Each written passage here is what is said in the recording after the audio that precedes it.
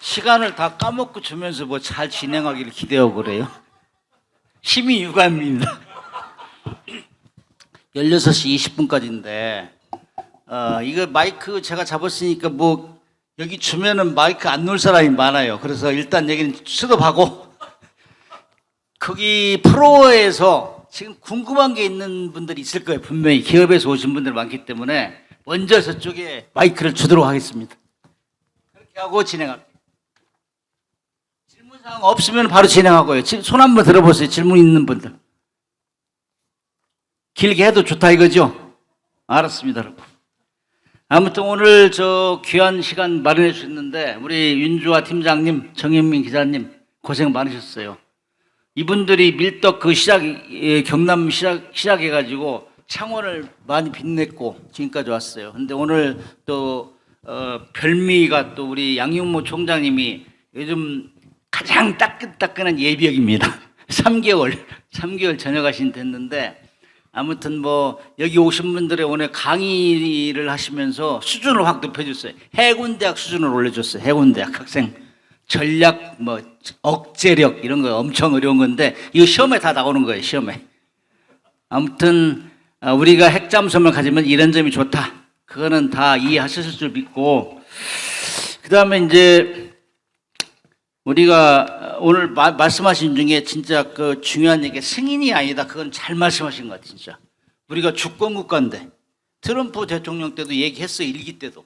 그때도 답이 뭐 잠수함 핵잠수함 만드는 주권의 문제 아니야. 우리 국민들이 하자면 하는 거예요.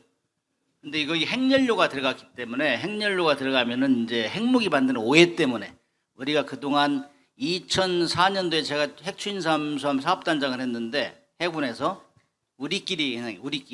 근데 그게 중지됐어요. 그래서 이제 그동안 아버지를 아버지라고 못 부르는 홍길동의 심정으로. 왜냐면은 이걸 비밀 사업으로 묶어놔 버린 거예요. 그러면 실무하는 사람들은 이거 잘못 얘기하면 보안에 위배돼 가지고 처벌받아요. 아까 남동호 제독도 쩔쩔매잖아요. 지금 이거 혹시 나 혼날까 봐서. 이게 현실이에요. 그렇게 하면서 무슨 사업을 하겠어요. 그래서 다음 주까지 이제 저도 국회에서 계속 발표를 하고 그러는데 빈익 사업, 대위비 사업을 풀어라. 그래야 전 국민의 그 공감대도 형성되고 그다음에 기술력을 결집해서 할 수 있다. 이런 얘기를 강조하고 그렇습니다. 아무튼 뭐 20분까지인데 금방 와서 또 5분 더 주겠다고 하던데 아무튼 뭐 제가 주면은 형편을 잘 알으니까 알아서 하세요. 그냥 바로 중지시켜 버릴 테니까. 먼저 토론자들, 그다음 유지훈 박사가 먼저인가요? 자유 토론 해주시고 오늘 컨셉이 정현민 기자가 뭐 발표는 짧게, 토론은 길게 그렇게 얘기하면 완전 컨셉이 무너져 버렸는데 참고해서 발표해 주세요. 제가 먼저 하겠습니다. 안녕하세요. 저는 한국국방연구원에서 근무하고 있는 유지훈 연구위원이라고 합니다. 저는 그 한국국방연구원에서 근무하기 전에 해군 장교력 27년간 좀 생활을 했었습니다. 그래서 오늘 이 자리에서 또 그 대선배님들과 또 같이 할 수 있게 돼서 굉장히 영광으로 생각을 하고요. 제가 최근에 많은 좀 행사를 다녀보는데 통상 이제 서울에서 행사를 많이 참가했습니다. 근데 이 경남까지 내려온 거는 좀 계획하지 않았는데 이 행사를 준비해 주시는 분들의 좀 진정성에 많이 감동을 받아가지고 오늘 이른 기차로 좀 내려왔습니다. 오늘 참 핵추진 잠수함 확보와 연계된 요즘 많은 좀 이야기들이 나오고 있는데요. 그만큼 이 대한민국의 국방력 또 국가안보와 연계해서 대한민국의 국가 이상을 높일 수 있는 획기적인 전략 자산이기 때문에 그와 관련된 이야기들이 나오고 있다고 생각을 합니다. 핵추진 잠수함과 같은 전략 무기 체계는 확보 과정에서 많은 제한 요인이 발생을 합니다. 특히 핵물질을 사용을 하기 때문에 동력원으로 사용하기 때문에 그 확보 과정에서 뭐 외교적, 법적, 기술적 수준의 그 요인들이 복합적으로 작용을 하는데요. 그럼에도 불구하고 한미 정상 간의 좀 협의를 통해서 물론 이제 정치적 수준의 협의기는 합니다만은 이제 확보 과정에서 알게 될 수 있는 주요 제한 요인들을 좀 해결할 수 있는 여건이 조성됐다는 데에서는 또 큰 의미가 있다고 생각을 하고요. 저는 현재 그 한미 동맹과 연계한 해양안보 강화 방안 그리고 한 유럽 간의 해양안보를 주로 연구를 하고 있습니다. 특히 핵 추진 잠수함과 관련해서 이러한 전략 자산 확보가 한미 동맹의 결속력 또 한미 동맹 강화에 어떻게 기여할 수 있는지에 대한 정책적 연구를 많이 좀 해오고 있고요. 특히 이와 관련돼서는 그 미국 조연의 많은 또 관련 인원들과 협업을 해오고 있습니다. 그래서 저는 시간이 짧기 때문에 많이는 말씀 못 드리고요. 핵 추진 잠수함의 어떤 전략적 가치 효용성에 대해서 간략하게 말씀을 드리고 또 이 한미 동맹에 주는 시사점을 좀 말씀드리도록 하겠습니다. 그리고 최근 미 조연 내에서 우리 핵 추진 잠수함 확보와 연계돼서 좀 많이 제기되고 있는 여러 미국 내 좀 시각들을 시간이 되면 중간중간에 간략히 말씀드리도록 하겠습니다. 앞에서도 그 전 양용무 총장님하고 또 이제 여러 해군 선배님들께서 잘 설명을 해주셨습니다만은 아무래도 핵 추진 잠수함은 잠수함의 가장 강점이라고 할 수 있는 은밀성을 가장 효율적으로 최상으로 발현할 수 있는 수중 플랫폼이라고 생각하시면 될 것 같습니다. 핵 추진을 동력으로 사용하기 때문에 물속에서 은밀 장기간 작전이 가능하고요. 또 신속 기동에 의거한 작전 지속성이 가능하기 때문에 아주 효과적인 억제력을 발휘할 수 있습니다. 우리가 통상 아까 양은모 총장님께서 잘 설명해 주셨습니다만은 우리가 전략적 모호성이라고 하죠. 전략적 불명확성.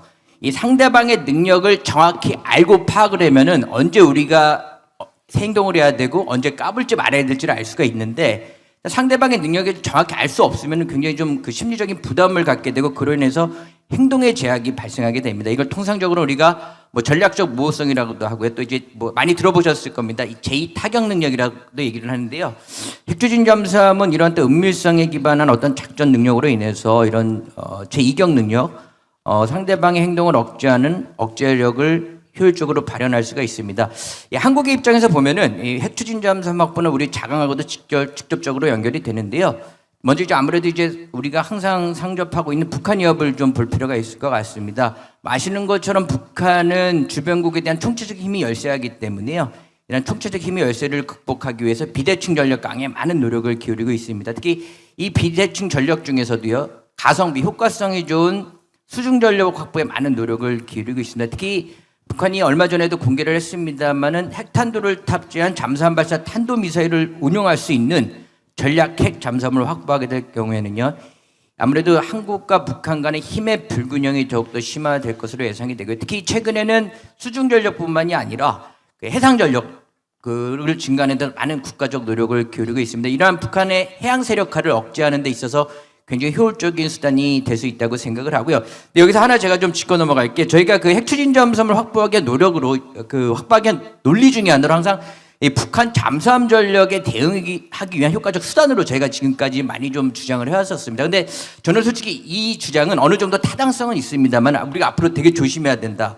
어떤 측면에서 조심해야 되냐면 앞서서 말씀드렸습니다만 이 핵추진 잠수함 확보는 여러 가지 난제가 있습니다만 어떤 미국의 지지가 절대적으로 필요한 부분입니다. 아까 외교적, 기술적, 법률적 부분의 문제 해결에 있어서도 그렇고요. 근데 제가 한 2달 전에 오바마 정부 때서 이제 고위급으로 이제 실질적으로 이런 업무를 하셨던 미국 분과 좀 얘기를 할 기회가 있었어요. 이분께서 하시는 말씀이 본인이 한번 미 해군 장성들을 자기 사무실에 부르셨대요. 부르셔가지고 우리 한반도 전도를 딱 꺼내놓고 한국은 자꾸 이제 핵추진 잠수함 확보 논리를 처음에 초창기에 북한의 수중 위협에 대응하기 위한 논리로 얘기를 했는데 자기들이 한번 시뮬레이션을 돌려봤다는 거예요. 근데 이거 자기들이 봤을 때는 굳이 핵추진 잠수함으로 북한의 수중 전력을 억제하는 건 큰 의미가 없다. 그럴 바에는 핵추진 잠수함을 확보할 수 있는 예산을 갖고 첨단화된 디젤 잠수함을 다수 확보해서 운용하는 것이 더 의미가 있다는 의견을 주셨어요. 이게 무슨 말이냐면 여러분 잘 아셔야 되는 게 이번에 트럼프 대통령이 에이펙 정상회담에서 이제 한국 핵추진 잠수함 확보 제안에 대해서 아까 승인이 아니라 이제 동의한 이유의 기조에는요. 여러 가지 이유가 있습니다만은 이제 미국이 추구하는 대전략, 다 아실 겁니다. 우리가 대중국 견제 전략에 있어서 한국이 동맹의 파트너로서 좀 특정 역할을 하겠다는 좀 메시지를 전달했기 때문이에요. 이걸 우리가 좀 잘 이해할 필요가 있다고 생각을 하고요. 다음으로는 말씀드린 북한 위협뿐만이 아니라 더 나아가서는 현재 강대국으로 부상을 한 핵심 요건이라고 있는 해양 강대국을 목표로 인도태평양 지역, 특히 서태평양 지역으로 해양 영역을 확장하고 있는 중국의 해양 세력화를 특정 부분 억제할 수 있는 그런 효과적인 전략 수단으로서의 기능도 할 수 있다고 생각을 합니다.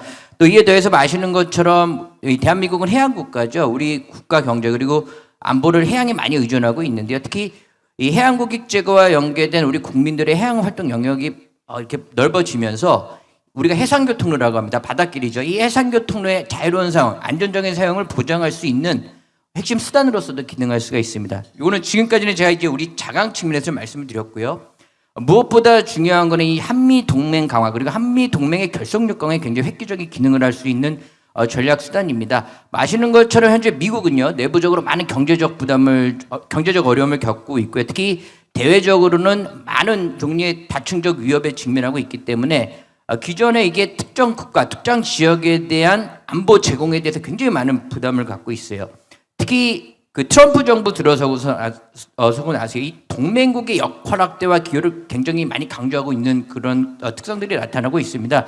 근데 이러한 그 미국의 외교 안보 전략 기조는요, 트럼프 정부에만 특정된, 물론 이제 어느 정도 좀 강화된 측면이 있지만 기존의 미국의 대외 안보 정책 전략을 쭉 살펴보면 미국 우선주의를 최상위에 놓는 미국의 외교 안보 정책 기조는 지속적으로 이어져 왔습니다. 우리가 이런 부분을 좀 잘 이해할 필요가 있을 것 같고요. 특히 이 군사 안보적 측면에서 보면은요, 이 미국이 동맹국 및 우방국에 제공했던 억제력 측면에 있어 억제력, 또 이런 억제력 제공과 연계한 자국의 전략 자산을 주변국에 파견하는 거에서 굉장히 많은 좀 부담을 가지고 있어요. 여러분 아시는 것처럼 이제 한국 같은 경우는 미국의 대중국 전략에서 굉장히 중요한 전략적 요충지이기 때문에 이 한반도 주변 해역에도 전략 핵 잠수함과 같은 전략 자산들을 많이 보내고 있습니다.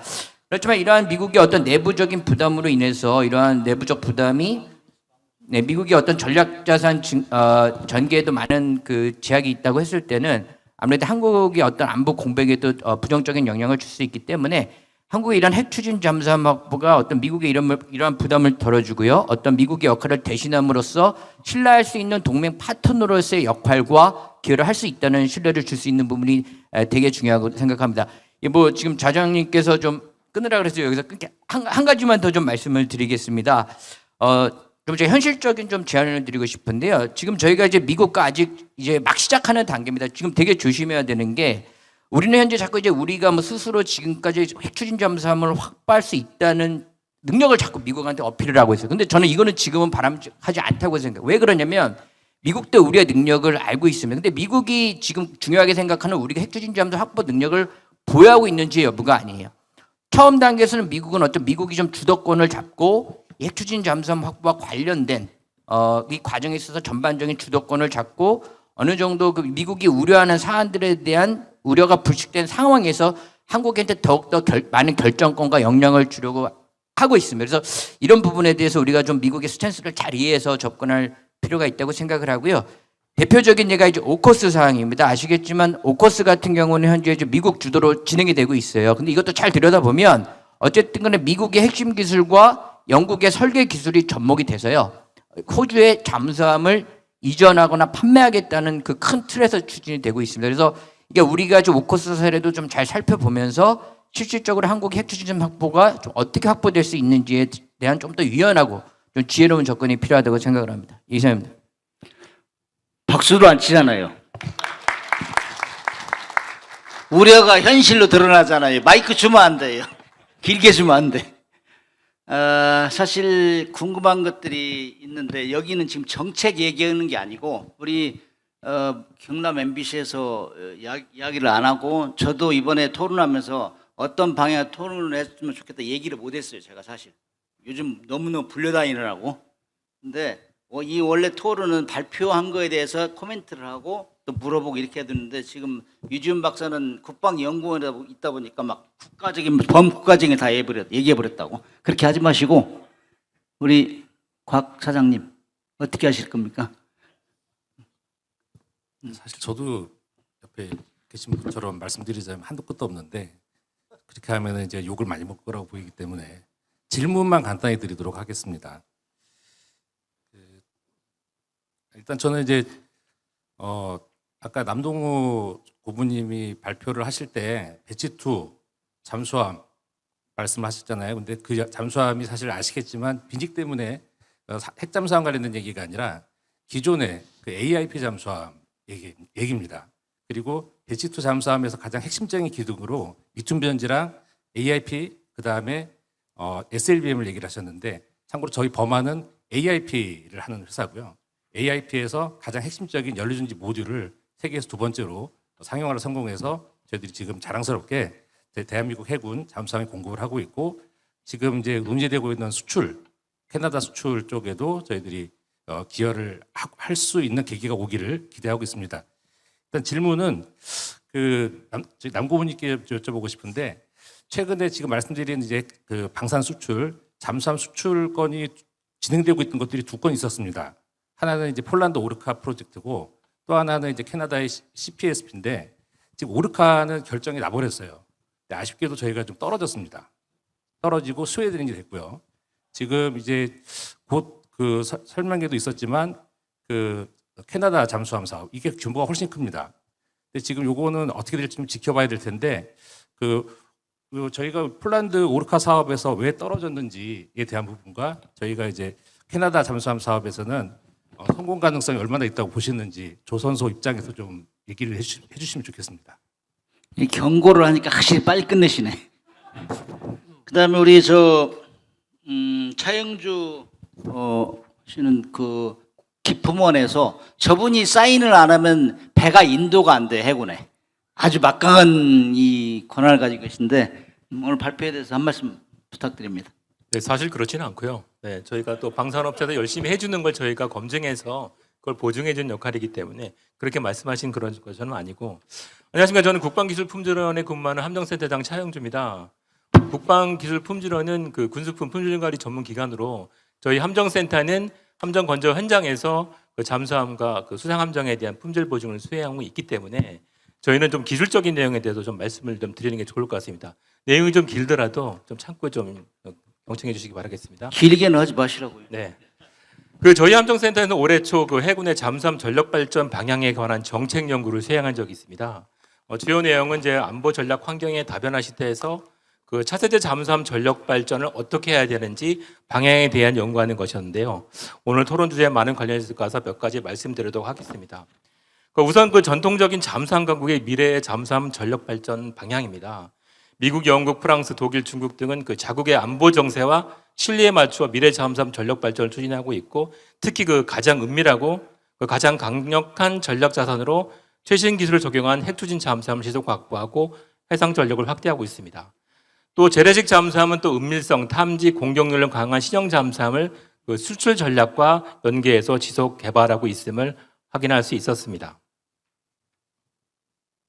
주요 국가의 잠수함 전력 발전을 방향을 요약해서 말씀드리면 그 지속적인 핵 추진 잠수함 확보와 동시에 대함, 대지, 또 정찰, 특수작전 등의 다양한 임무 비율을 통해 그 수준 작전 능력을 향상시키고 무인 잠수정, AI 통합 가속화를 통해 작전 효율성을 높이고 있었습니다. 잠수함 강국의 미래 발전 방향을 바탕으로 차세대 잠수함의 운용 개념에 부합하는 핵심 기술은 다음과 같이 정의할 수 있겠습니다. 그 장보고 3 배치2보다 대폭 강화된 장기간 수준 작전 능력, 또 은밀성이 강화된 추진 체계, 스텔스 성능, 원거리 고위력 전략 표적 타격 능력, 고도화된 음파 탐지 능력, 특히 또 AI를 통한 자동화 무인화, 또 무인 잠수정을 통한 정찰과 감시 등입니다. 이러한 핵심 기술들이 한국형 첨단 잠수함 개발의 방향과 틀리지는 않을 것입니다.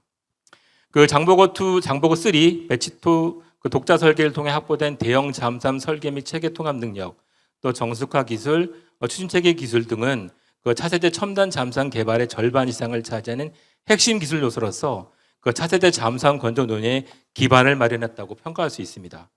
하지만 우리의 잠수함 기술 수준이 탑 뒤에 근접했다 할지라도 아직 기술적 한계는 있을 수 있습니다. 이를 위해서 국방연구기관과 관련 방산 업체에서는 차기 잠수함 관련 핵심 기술 연구개발을 추진하고 있고 대부분의 기술들은 2035년 기준으로 적용 가능한 것으로 알려지고 있습니다. 지난 에이펙을 통해서 미국의 한국 핵추진 잠수함 건조 동일한 방관 소식이 있었고 또 어제 보도에 따르면 한국의 핵잠수함 건조 후속 조치를 위한 한미 실무협의체가 조속히 가동하기로 했다고 합니다. 어디서 건조해야 되는지 논의는 있겠지만 또 우리 정부는 한국 내 건조를 원칙적으로 내세우기 때문에 이를 염두해서 말씀 한번 드려보겠습니다. 그 핵추진 잠수함의 가장 핵심 기술은 여러 가지 있겠지만 제가 판단하는 거는 그 군사용 원자로의 운영 및 유지 관리의 안전 관리 체계로 생각이 됩니다. 그중 특히 원자로 관련 체계의 경우는 그 우리나라 핵 발전에 관한 세계 상위권의 기술을 보유한 나라이고 또 핵추진 잠수함 운영 안전성이 그 선진국의 경험으로 신뢰할 수 있다고 하지만 국내에서 핵잠수함의 안전성을 효과적으로 관리하기 위한 준비는 무엇보다도 필요할 것 같습니다. 그 지난 10월 그 과방위 국정감사에서 원자력 안전위원 위원장님께서는 그 핵추진 잠수함의 안전관리 추세에 대한 질문에 대해서 원자력 안전위가 아닌 다른 기관에서 일을 맡게 될 것이라고 말씀을 하셨습니다. 이는 우리나라 원자력 관리 안전 체계가 원자력 추진 잠수함을 관리할 수 있는 국제적 기준에 맞지 않음을 시사하고 있다는 의견도 있습니다. 핵추진 잠수함의 국제적인 안전 관리는 제도 설계, 건조 검증, 운영 장비 이를 위한 조직 구조로 추진되고 있어야 합니다. 미국의 경우는 이를 미국 같은 해군에서도 영국은 국방부 산하기관에서 프랑스는 민간과 국방부와 협력하여 원자로와 방사선의 안전을 관리하고 있습니다. 국내에서 원자력 추진 잠수함의 안정성을 효과적으로 관리하기 위해서는 해외 사례 등을 좀 체계적으로 검토하여 국제적인 기준에 부합하는 실질적인 안전관리 방안이 마련되어야 할 것입니다. 국방부 또는 해군 체계 내에서 민간과 협력해서 함장 감형상과 연계하여 책임 있게 관리에 있는 별도의 기구가 마련되는 방안이 우선 고려해야 됨을 말씀드리며 제 이야기를 마무리하도록 하겠습니다. 네, 감사합니다. 네, 수고하셨습니다. 기품은 조용히 있는 줄 알았더니 핵추진 잠수함 준비를 많이 했네요. 안전 검증 정말 중요한데 잘 말씀하셨고, 오늘 패널 마지막 분인데 김종우 그 상무님은 두산 에너빌리티, 요즘 주가가 왜 오르는지 이해하고 있을 거예요.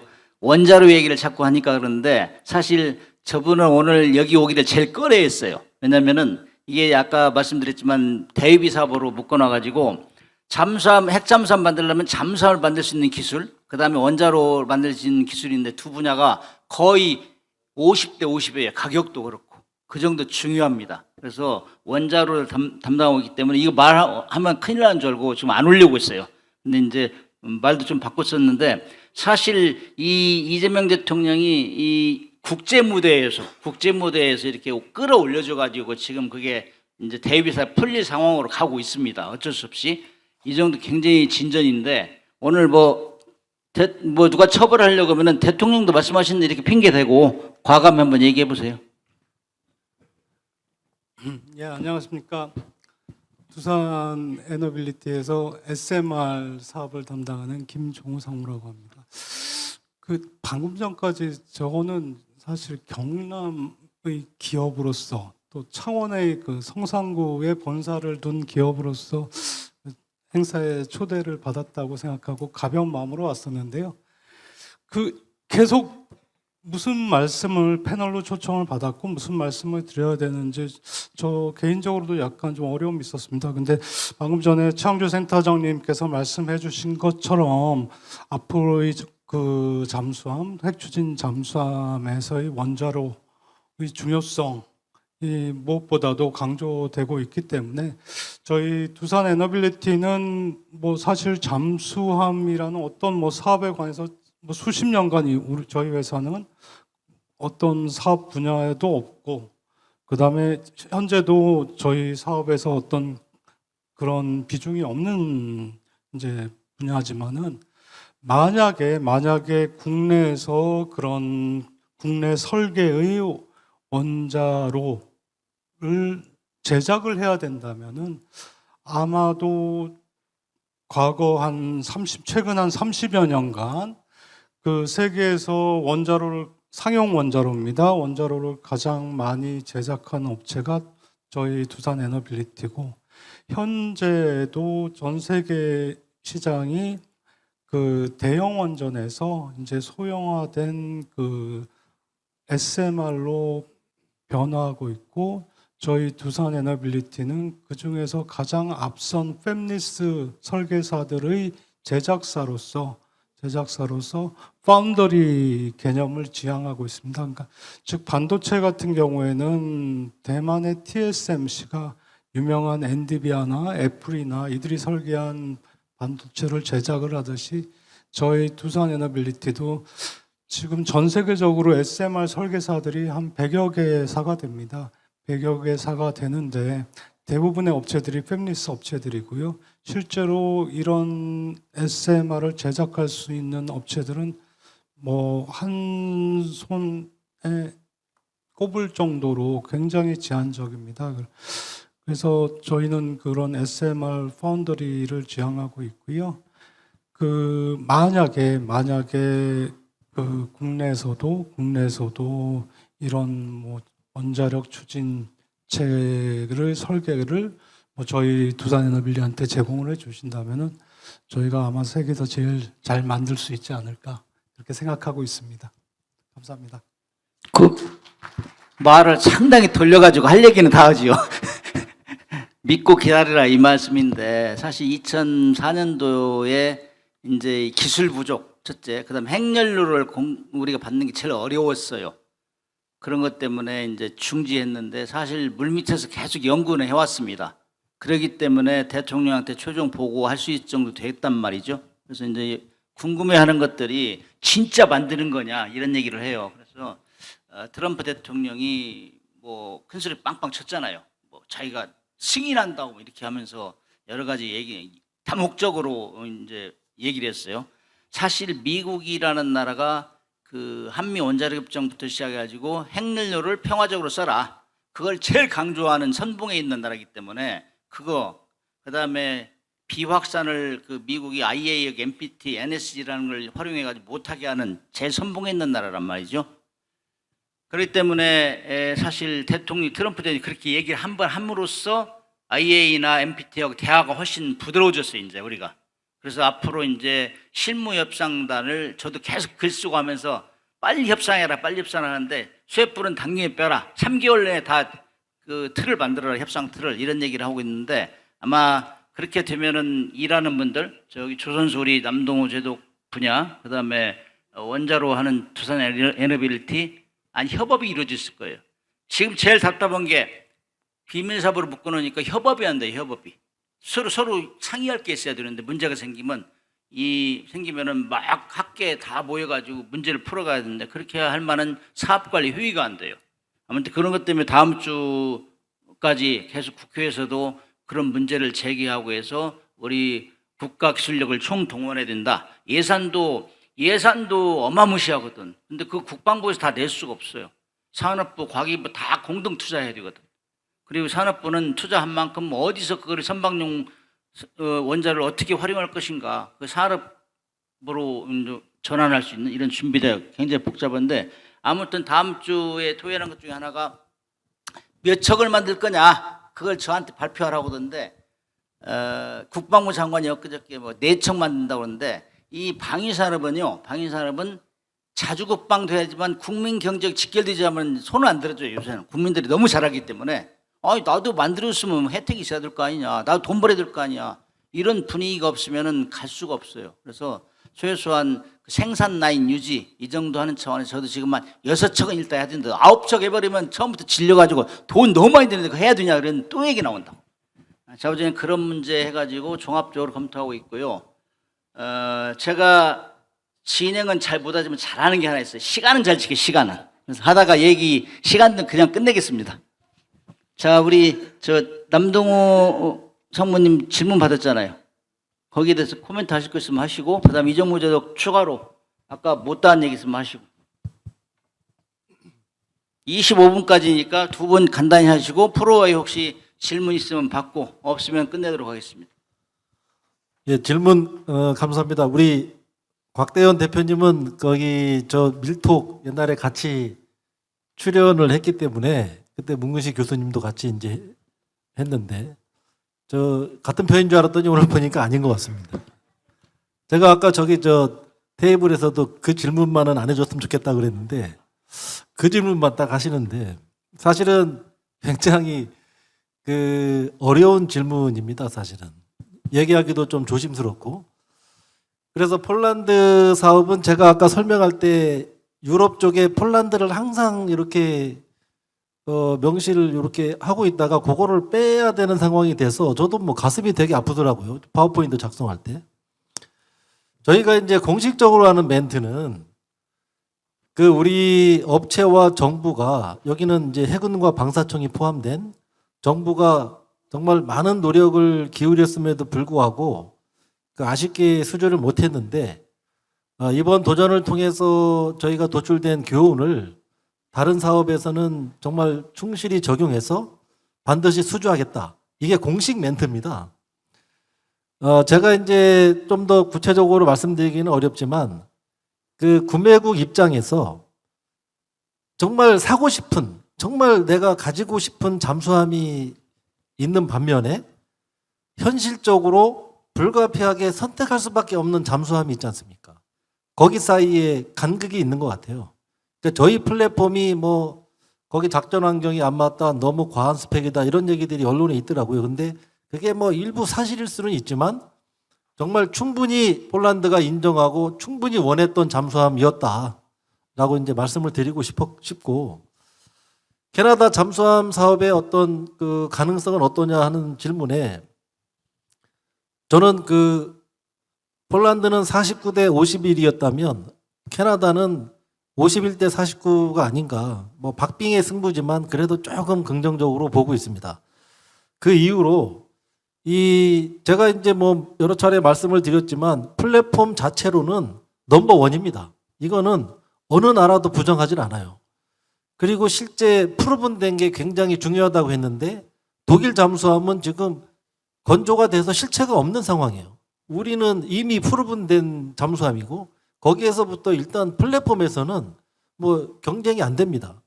그리고 독일 같은 경우는 그렇기 때문에 플랫폼의 강점으로 영업을 하는 게 아니고 국가의 어떤 그 전략적인 차원, 뭐 같은 뭐 나토 국가, 뭐 유럽의 작전, 뭐 그다음에 북극해에서의 같은 작전, 뭐 상호 운용성, 기타 뭐 전략과 작전과 전술을 공유할 수 있는 그런 거 가지고 접근하고 있다. 캐나다는.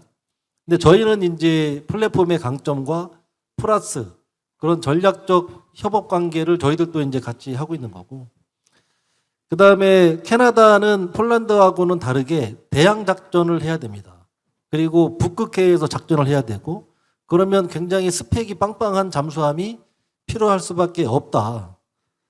이제 그런 점에 있어서도 뭐 조금은 긍정적으로 보고 있고, 그리고 또 유럽의 나토의 영향권이 그래도 조금 덜한 곳이 캐나다라고 이렇게 생각을 하고 있기 때문에 이건 제 개인적인 생각입니다. 그래서 캐나다는 조금 더 유리하지 않냐라고 이렇게 생각하고 있습니다.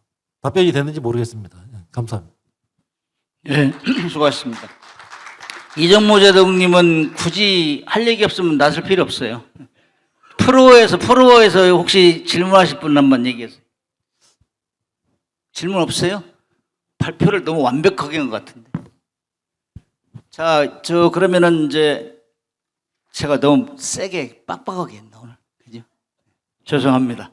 아무튼 오늘 할 거는 핵추진 잠수함이 사업이 잘 가도록 분위기를 유도하자. 그 전면에 경남 MBC가 지금 작용을 하고 있습니다. 이건 어느 정도 성공했다 보고요. 아무튼 기사도 많이 내므로써 지금도 국가 정책이 결정되었음에도 불구하고 지금도 반대하고 돌아다니는 사람이 있어요. 이건 정말 그것이 바로 이적 행위거든. 왜냐하면은 우리가 제주 전략기지를 우리가 건설할 때 엄청 힘들었어요. 반대해가지고. 저도 가서 거기 강의 한번 하고 끌려나가서 네가 왜 왔느냐 해가지고 혼난 적이 있는데, 아무튼 반대하는 사람들 다 육지에서 가, 육지에 대무꾼들이. 그래가지고 수백억 손해가 수백억 지연돼가지고.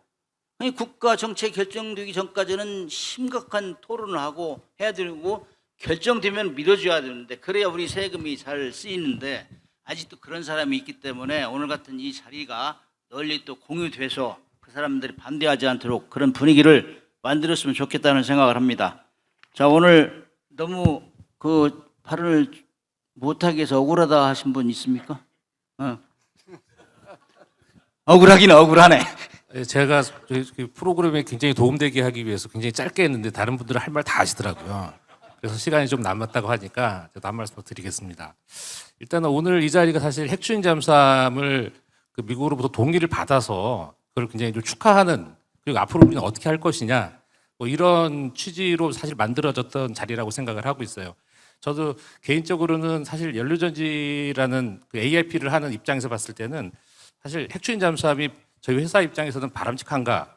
어찌 보면 어떤 사람들은 범한 어떻게 해요? 이제 핵추진 잠수함을 할 텐데 이런 얘기를 많이 하세요. 괜찮냐고.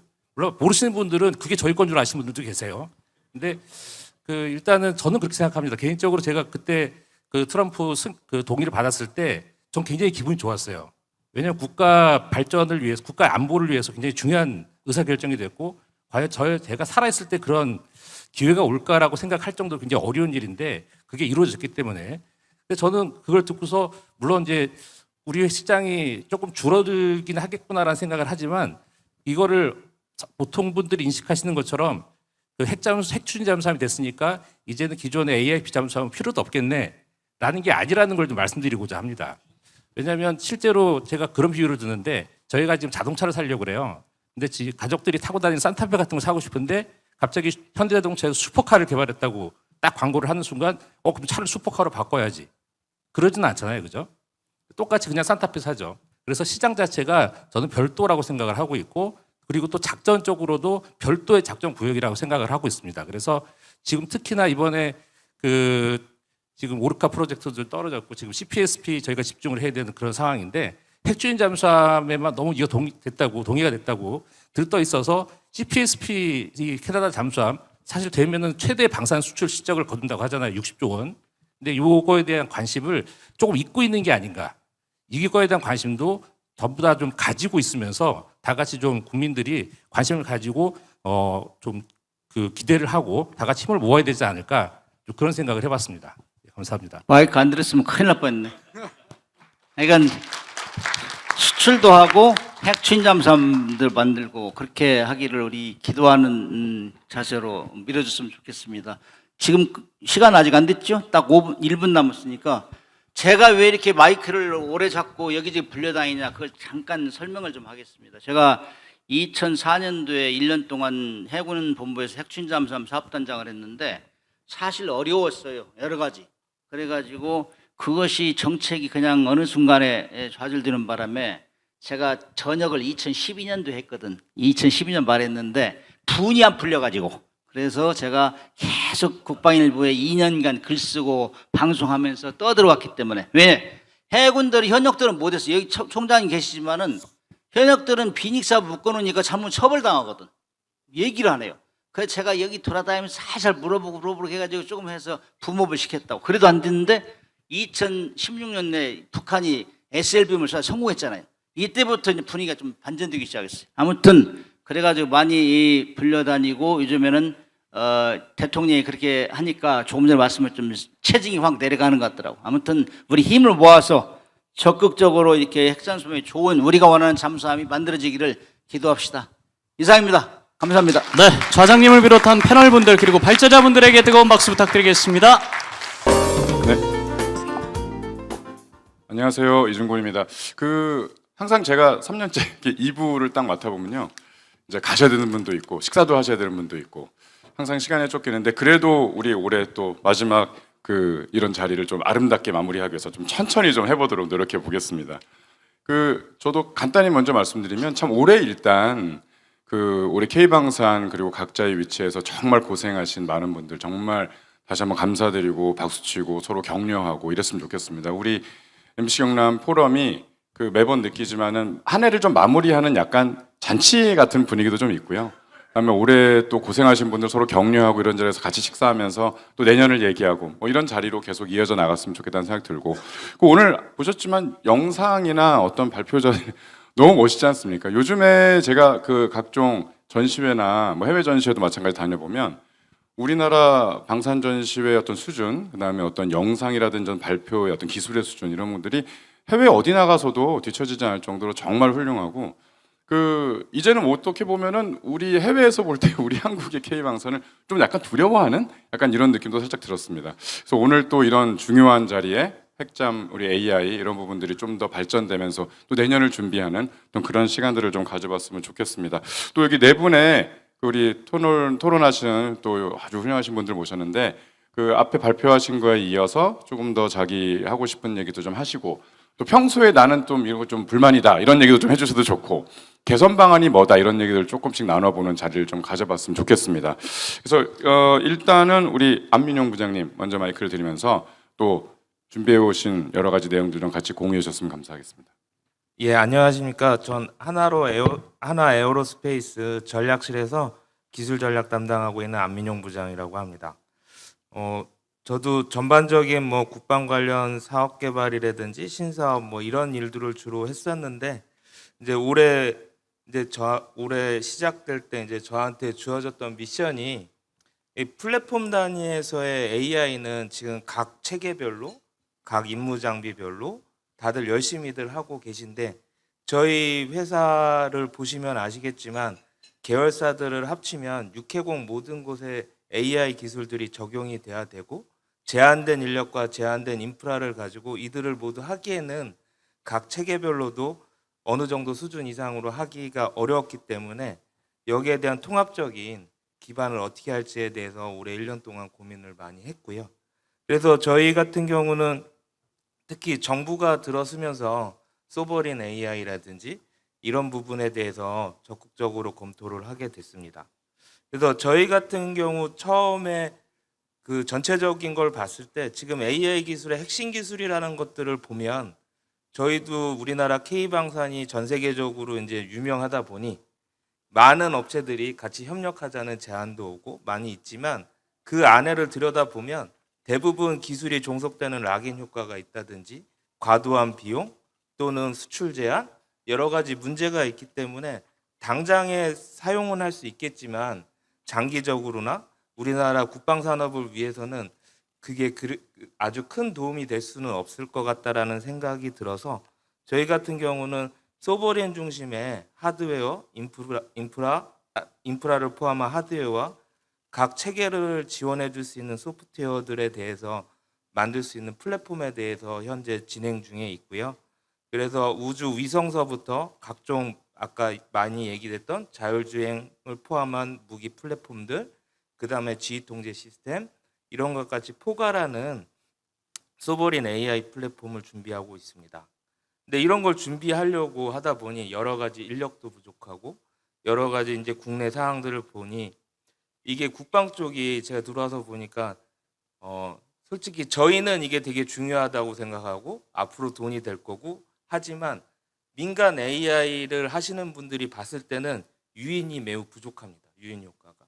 지금 민간에서는 AI를 가지고 바로 돈을 벌 수 있고 예를 들어서 똑같은 챗봇을 만들더라도 똑같은 AI 인력들이 들어가도 예를 들어서 보건 쪽을 한다든지 교육 쪽을 하면 기회비용이 그쪽은 훨씬 높기 때문에 이쪽 사업에 대해서 별 관심들이 없습니다. 그러니까 국내 AI 개발자들이라든지 또는 그 관련 테크 기업들이 관심이 별로 없고요. 그러다 보니 그러면 어떻게 유인을 해야 될까? 그런 거에 대해서 많은 고민을 하게 됐고 거기서 이제 가장 얘기들 많이 나오고 있는 인프라 관련된 부분들 그 다음에 이런 민간 업체들이 봤을 때 국방 쪽에 있는 사업들이 너무 늦게 가고 AI 같은 경우는 6개월 전만 해도 기술이 다르지 않습니까? 그러니까 이런 거를 반영할 수 있는 신속 지원 사업이라든지 아니면 신속 획득 사업 같은 것들이 필요해 보이고요. 목표가 불명확하다. 지금 대부분 ROC 같은 거를 같이 얘기하면서 만들고 있는데 이런 것들이 불명확하다 보니까 얼마 만의 자원과 얼마 만의 인력이 투입되는지에 대해서 그런 AI 테크 기업들과 얘기하기가 매우 힘든 상황입니다. 또한 군에서 사용하는 소프트웨어 비용이라는 게 처음에 획득 체계에는 있지만 그 향후 유지 보수할 때 하드웨어적인 부분은 있지만 이런 소프트웨어에 있는 부분이 매우 취약합니다. 근데 일반적으로 AI 모델들도 수명이 뭐 길어야 5년, 뭐 민간에서는 이렇게 잡고 있는데 뭐 팔란티어나 이런 데처럼 수시로 업데이트를 해주면서 그런 부분들이 적용이 돼야 진정한 AI 기술로 갈 수 있는데 이런 거에 대한 국방부나 이런 데 예산 문제 또 가장 여기 있는 분들 힘들어하시는 데이터 보안 문제 데이터에 접근이 안 되고 많이 지금 가지고 있다는 데이터들을 봐도 이 데이터들을 학습시키기에는 매우 수량이 부족한 문제들이 있습니다. 그러함에도 불구하고 저희가 소버린에 대해서 이런 걸 통해서 해야 되는 이유를 느낀 거는 물론 국내의 자주적인 우리 국방 문제도 있지만 최근에 저희 K 방산 무기를 수출했던 국가와 또 AI 측면에서 봤을 때 소버린 AI를 하고 싶어하는 국가들이 거의 유사합니다. 대부분 미국이나 중국의 영향을 덜 받고 싶어하고 자기들만의 뭔가를 가지고 싶어하는 나라들이 대부분 우리나라 무기를 수입해가고 또 그쪽에선 자국의 또 AI 소버린 AI를 만들려고 합니다. 그래서 저희가 이런 무기 체계뿐만 하드웨어뿐만 아니라 이런 AI를 저희가 개발하고 그 다음에 유지할 수 있는 하드웨어나 소프트웨어 인프라를 국내 AI 테크 기업들과 함께 개발한다면 이도 좋은 수출 전략과 수출이 될 수 있을 거라고 생각하고요.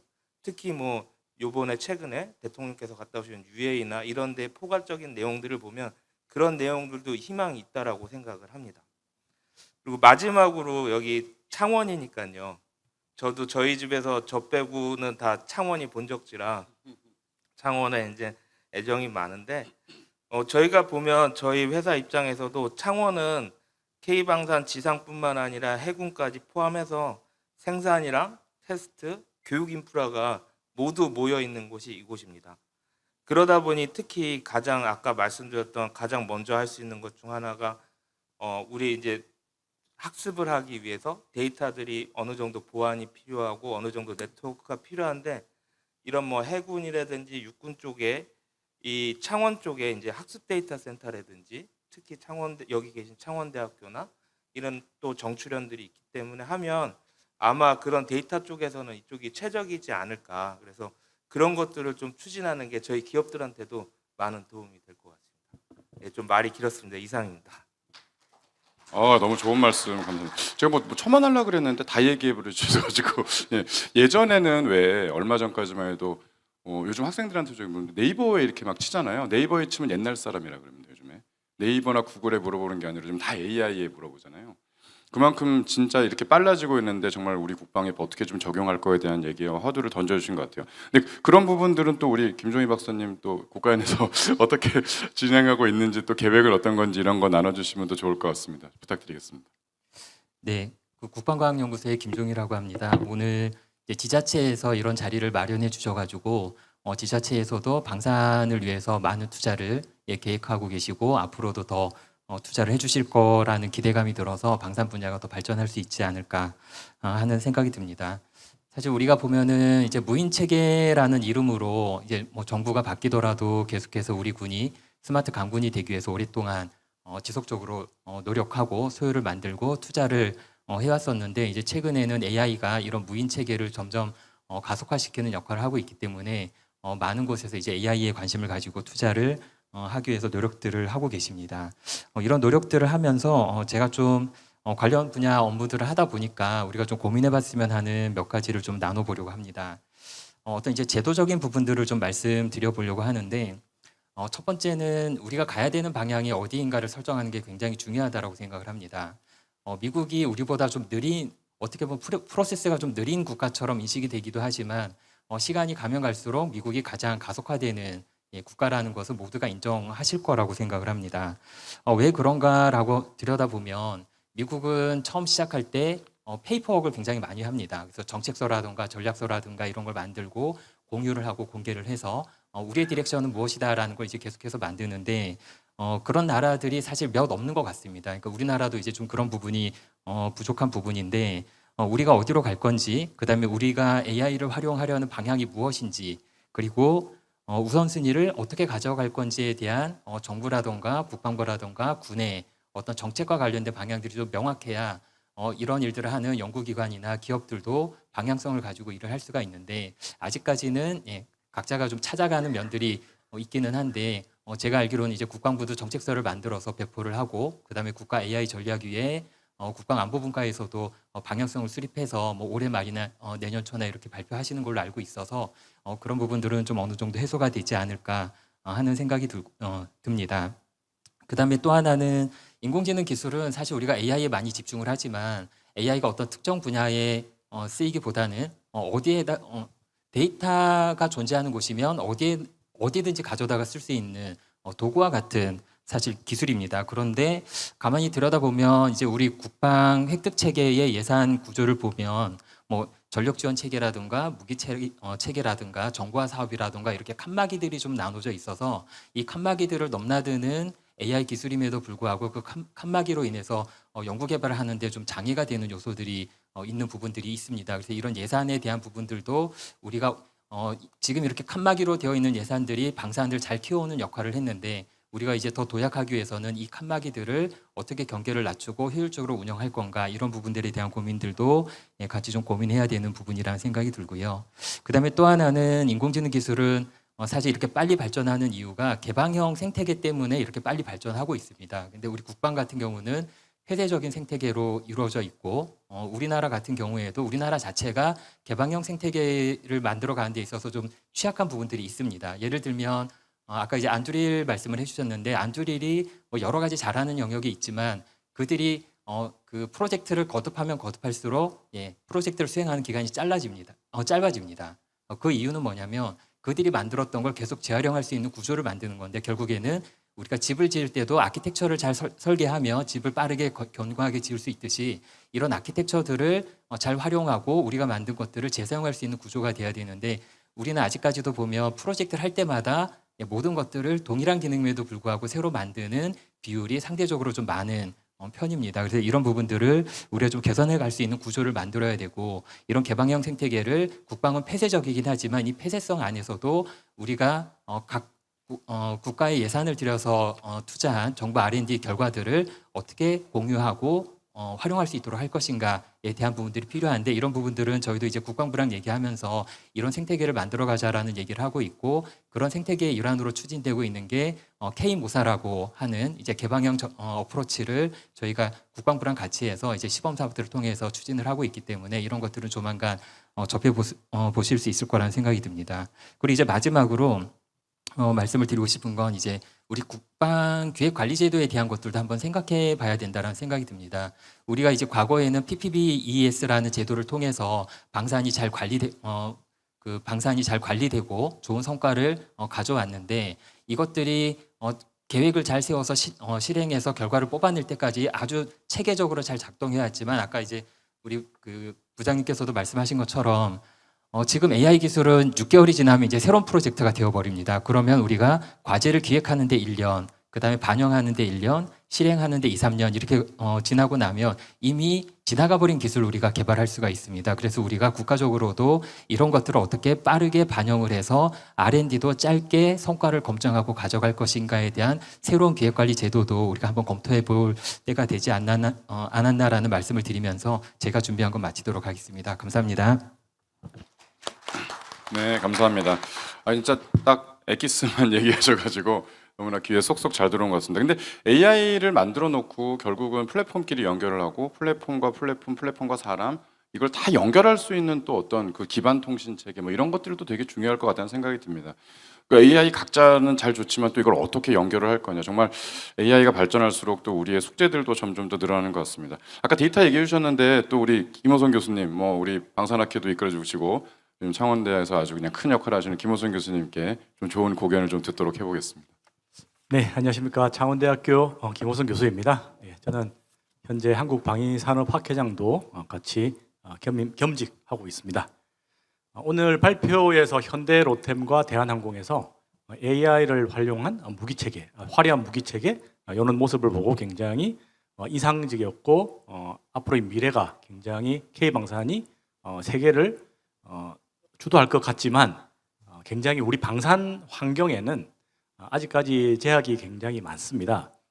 옆에 계신 김종희 우리 박사님은 제가 10년 정도 전에 방위사업청에서 국방 로봇 사업팀에 근무할 때 그때 이제 알게 되었고 그때 개발했던 게 무인 수색 차량이라고 해서 이제 미래 무기 체계를 개발을 같이 했었는데요. 근데 대략적으로 한 10년 정도가 지났는데도 아직 개발이 안 됐습니다. 그래서 이 미래 무기 체계지만 10년이 지나도 개발이 안 되고 아직도 전력학까지는 가야 할 길이 굉장히 멀다. 대략적으로 한 20년 정도 걸리지 않을까 싶은데 이런 어떤 전반적인 그 획득 프로세스는 정말 이제는 이게 사회 전반적으로 합의할 수 있는 어떤 체계로 대전환이 필요하다. 투명성도 좋은데 속도가 너무 문제가 있다라는 게 대전제로 생각해 볼 수 있고요. 첫 번째, 그리고 그 중에서도 가장 제가 생각하는 이런 방산 환경에 발목을 잡고 있는 것은 ROC 개념이라고 생각합니다. 작전 요구 성능이라고 하는데요. ROC라고 하는 것은 무기를 개발할 때 어떤 기준 같은 거죠. 그러니까 기준을 이제 마련을 해서 업체들은 그 기준 이상을 만들기 위해서 노력하는 것이고, 시험 평가도 그 기준을 넘기 위해서 하는 어떤 그 선이죠. 그런데 이제 이게 대략적으로 개념이 이제 미국에서 대략 70년대 80년대 이제 이게 들어와서 이제 정착이 된 건데, 이걸 정작 우리가 벤치마킹했던 미국에서는 이미 그 개념을 버린 지가 사실은 오래됐습니다. ROC라는 개념에서 ORD, JCIDS, 그 다음에 최근에는 헤그세스 장관이 KOP라고 해서 주요 작전상 과제 요걸 제시하도록 하고 있습니다. 그게 뭐냐면은 전체적인 흐름을 보면 그게 뭐냐면은 과거의 ROC의 개념에서는 디테일 모든 수치들을 다 제공해서 그 모든 것을 달성할 수 있도록 디테일을 다 줬다면, 최근에는 KOP 주요 작전상 과제의 개념이 뭐냐면 임무만 주고 그 개발하는 것은 어디를 가든 기업이 알아서 해라, 이런 개념으로 발전을 했습니다. 그래서 헤그세스 장관이 더 과감하게 최근에는 군은 임무를 제시하고 방법은 산업계가 알아서 제시하라, 이런 개념으로 발전하고 있습니다. 이게 이제 군사 어떤 작전에서도 예전 프로이센 군대가 채택했던 것이 임무형 지휘, 이런 개념이 있는데, 그래서 상급 지휘관은 어떤 그 지침만 제공하고 밑에 하급 지휘관이 알아서 해라, 이런 개념과 굉장히 비슷한 개념입니다. 그래서 이런 어떤 기업들의 자율성을 좀 저해하는 이런 환경들도 ROC에 대한 개념도 이제는 조정을 해야 될 필요성이 있다라고 생각이 들고, 평가 체계도 기존에는 ROC, 그러니까 제안서 평가를 할 때 ROC를 달성을 하느냐 못하느냐, 뭐 그걸 이제 측정을 했다면 앞으로는 가는 방향에 대해서 얼마나 창의적으로 갈 수 있느냐, 이런 것들을 평가를 할 때 이렇게 봐줘야 되지 않나. 그래야 사실 어떤 산업계에 어떤 미치는 기술의 파급력도 더 커지지 않을까, 이렇게 생각을 합니다. 그리고 두 번째 말씀드리고 싶은 것은 AI 시대에 우리가 K방산, 정부에서는 대통령님도 그렇고 장관님도 이게 K방산이라고 하는 것이 어떤 국방, 그러니까 어떤 우리 전력 정강도 있지만 신산업 육성도 굉장히 강조하고 있습니다. 이게 이제 국정 과제도 다 반영이 되어 있는데요.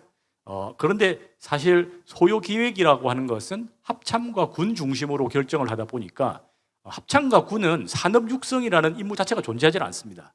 그렇기 때문에 이 기관에서는 산업 육성을 고려할 필요가 사실은 없는 상황입니다. 그래서 저는 이런 무기체계 소요 기획에 대한 어떤 위임할 수 있는 근거는 충분히 지금도 있습니다. 지금도 국방 전력 발전 업무 훈령에 이미 각 군으로 그 소요 기획에 대한 위임 규정이 있기 때문에 그것을 방사청으로 해서 어떤 우리가 크게 중기 재원이라든지 합동성 이런 거에 영향을 크게 미치지 않는 부분에 대해서는 과감하게 어떤 스타트업 기업들의 물건들도 각 군들하고 협의를 해서 사줄 수 있는 통로를 좀 마련해 줄 필요가 있지 않나.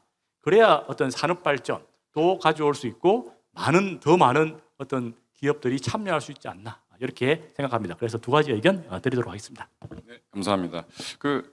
진짜 좋은 말씀해 주셨는데 아덱스 때도 대통령께서 오셔가지고 그런 얘기 하셨죠. 이제 뭐 과감한 투자, 뭐 빠른 획득 프로세스, 그다음 마지막에 이제 대중소 어떤 상생의 어떤 안정적 생태계, 이거 정말 중요한 얘기를 해주셨는데 지금 그 방향으로 계속 가고 있는데 정말 좋은 말씀들 많이 해주신 것 같아요. 그래서 이제 또 우리 오병우 회장님 오늘 또 어렵게 모셨는데 오병우 회장님 또 이제 중소기업 여러 가지 현실, 여러 가지 미래 발전 방향 얘기해 주시는데 회장님께서도 한 말씀, 좋은 말씀 좀 부탁드리겠습니다. 네, 반갑습니다. 오병우입니다. 오늘 사실은 이 AI 관련해 가지고 이 방산의 발전 방향에 대해서 많이 이야기했는데 이 부분은 사실은 이 대기업만으로 끌고 갈 수 있는 일은 아니라고 봅니다. 그래서 지금 자장께서 말씀하셨다시피 어떻게 하면은 우리 대기업하고 중소기업이 함께 할 수 있는가, 이 부분을 사실은 같이 고민을 해야 되는데 지금 현실로는 지금 너무나 지금 거리감이 많아요. 그래서 제가 오늘 이 중소기업이 지금 대기업에 처해진 환경이나 이런 부분들에 대해서 조금 말씀을 드릴 건데, 혹시나 여기 대기업에서 오신 분이 있더라도 좀 이해하고 넘어가 주시고요. 이런 부분들은 사실은 고쳐져야 됩니다. 그래야지 대한민국의 50년 방산이 다시 50년을 향해서 나아갈 수 있으니까, 그렇게 해서 저도 지금 말을 굉장히 빨리 하면서 이제 진행을 할 겁니다. 왜 그러냐면 그냥 생각대로 이야기하다 보니까 이게 말이 길어질 수 있으니까 제가 지금 정리를 해갖고 왔거든요. 그래서 머리를 딱 숙이고 쭉 읽어 나가겠습니다. 그래서 아마 많은 분들이 공감하시는 내용들이 여기 많이 있을 겁니다. 시작하겠습니다. 네, 오늘 이 행사는 반세기 동안 우리나라의 방산이 얼마나 대단하게 성장을 했는가를 잘 보여준 주제와 앞으로 성장을 추측해 볼 수 있는 포럼이라고 생각합니다. 저는 오늘 말씀드릴 내용이 우리나라 미래 방산을 훌륭하게 성장시키려면 어떻게 해야 될지 고민을 해야 된다는 겁니다. 지금 방산하면은 가장 화두가 되는 것이 대중소기업의 동반 성장과 상생인데, 우리는 아직도 대중소기업 간의 상생과 먼 곳에 살고 있는 것 같고, 그동안 동반 성장이 아닌 하청 관계에서 아직도 벗어나지 못하고 있는 우리나라의 대중소기업의 현실과 이 모든 것을 인지하고 있으면서 무슨 이유인지 모르지만은 외면하고 있는 정부 및 관련 기관에 대해 50년 방산 역사에서 중소기업의 역할을 다시 한번 조명하고 지금의 하청 관계를 동반 상생으로 발전시켜야 대한민국의 방산이, 경남의 방산이 다시 서로 믿고 활기 넘치는 과거로 돌아가야 된다고 생각하면서 말씀을 드리겠습니다. 참고로 저도 지금 방산업을 하는 기업입니다. 오늘과 같은 이런 방산의 성장을 이룬 것은 서로 자축할 일이지만 초창기 방산 시절로 돌아가 보겠습니다. 30년 이상 방산에 근무하신 분이라면 잘 아실 겁니다. 대부분 초창기 방산의 모든 기술은 현재의 체계업체인 대기업이 아닌 중소기업이 갖고 있었습니다. 참고로 저도 12월만 지나면은 방산에 종사한 지 40년 됩니다. 저도 대우중공업을 입사로 해서 지금 40년째 방산을 하고 있습니다. 시간 관계상 많은 이야기를 드릴 수 없지만 이렇게 중소기업의 피와 땀으로 이룬 오늘의 K방산이 전부 대기업의 공으로 다 돌아가고, 그 당시 무에서 유로 개발에 일조한 중소기업들은 대기업의 구매 방침에 따라 회사의 운명을 기다려야 되는 현실을 맞이했습니다. 군에서 전역한 장교 및 장성분들이나 정부기관에서 고위직에 있던 분들도 한결같은 말이 있습니다. 현직에 있을 때는 대기업에서 좋은 말만 들으니 몰랐는데 전역 또는 퇴직을 하고 나서 대중소 관계를 실제로 겪어보니 참으로 말도 안 되고 분통이 터진다는 말을 많이 합니다. 방산 산업의 가장 중요한 기초가 되는 방산 중소기업 현실은 중소기업 당사자가 아니면 잘 모릅니다. 그래서 현실은 우리나라 방위산업이 잘못된 방향으로 흘러가고 있는 점, 향후 방향을 제시하면서 현재 중소기업이 처한 현실을 가감없이 말씀드리고자 합니다. 그래야지 지금의 K방산이 지속될 수 있다고 저는 확신합니다. 전 지금 방산의 지속적인 성장을 위해서 가장 시급한 정책은 수출을 기반으로 하는 세계화도 중요하지만 가장 우선적으로 방산 중소기업이 소멸되지 않게 회사가 유지될 수 있도록 보장하는 게 가장 우선적이고 중요한 일이라고 생각합니다. 방산 중소기업이 보유하고 있는 기술을 바탕으로 새로운 부품을 개발하며 개발한 기술이 각각 을이라는 틀에서 벗어나 상생의 협력 기반 내에서 안정적으로 공급하여 50년 전에도 그랬듯이 우리나라 방위산업의 발전이 유지되기를 기대합니다. 여기에 계신 분들이 지금까지 정부의 입장이나 대기업의 틀 안에서 정책 수립 결정을 해주셨다면 이 시간만이라도 무너져가는 방산 중소기업의 의뢰의 입장이 되주셨으면 하고요. K방산의 시작은 대기업이 만들지 않았습니다. 초창기 대기업의 생산 기술은 중소기업을 따라오지 못했습니다. K방산의 성장은 우리 중소기업들의 피와 땀으로 시작되었습니다. 이건 분명한 팩트입니다. 우리 중소기업들이 50년 전부터 최근까지 어려운 경제와 어려운 회사 여건에서도 K방산의 기초를 닦은 것은 결코 잊어서는 안 됩니다. 그래서 지금 K방산이 이루어진 겁니다. 그렇지만 이제 모든 공은 대기업으로 돌아갔고 방산 중소기업들은 대기업이 처분만 바라는 환경이 되었고 온 나라가 방산의 성공을 중소기업과 대기업이 함께 공유하고 있다고 잘못 생각하고 있습니다. 이건 정부와 언론과 대기업이 여론의 착각을 유도하고 그로 인해 국민들 대다수가 대기업과 중소기업이 같이 풍요를 누리고 있다고 잘못 알고 있습니다. 대기업에서 함부로 단가를 인하할 목적으로 일방적으로 업체를 변경할 수 없어야 하며 정부의 임금 인상안에 걸맞는 단가가 인상되어야 하지만 중소기업은 지금 그렇지 않습니다.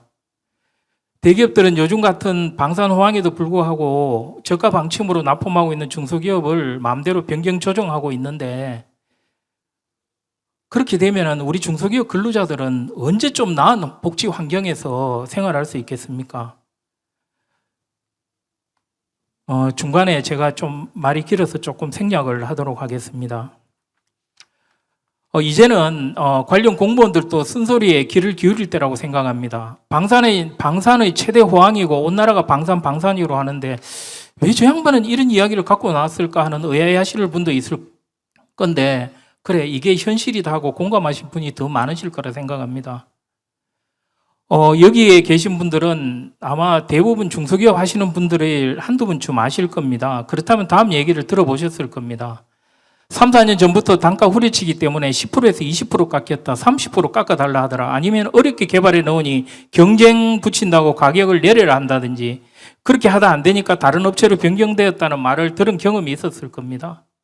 저는 얼마나 많은 기업들한테 이런 이야기를 들었겠습니까?